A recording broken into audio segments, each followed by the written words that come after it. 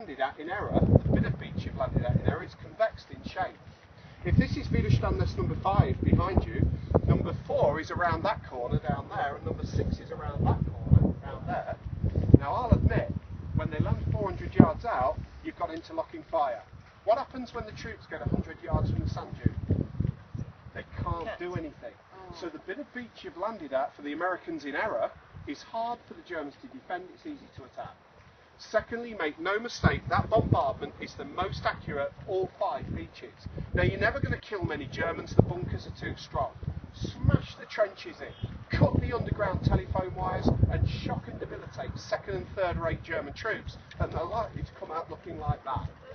Thirdly, the commander of this Widerstandsnest was a 23-year-old Knight's Cross recipient, Medal of Honor equivalent, Lieutenant Arthur Janka, covered in bravery awards for fighting on the Russian front.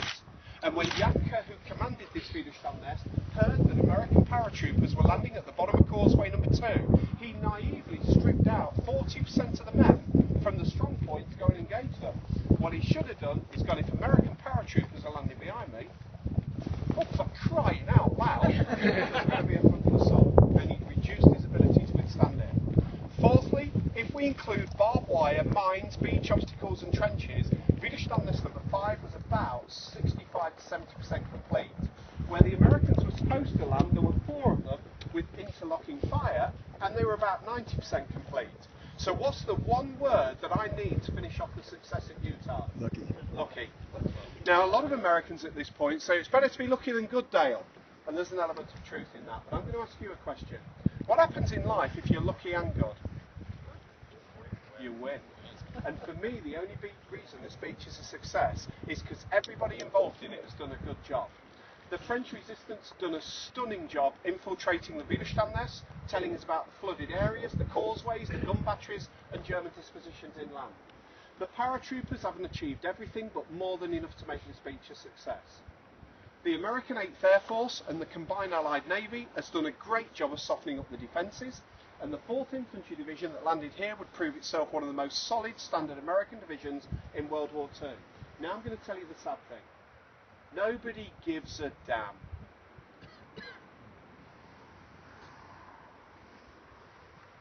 Three most successful beaches on D-Day in this order: Gold, Juno and Utah. Tell me about the other 2. And the answer is you can't, and the answer is you couldn't tell me about this one. Why? Because there is no money to be made out of a success story. So every book writer, every documentary maker, every filmmaker that wants to talk about D-Day talks about which beach? Omaha. Which is the least successful invasion beach on D-Day in any way you want to measure it? Omaha. Most casualties, least penetration of any army group, the list goes on, and least men landed per division, the list goes on and on.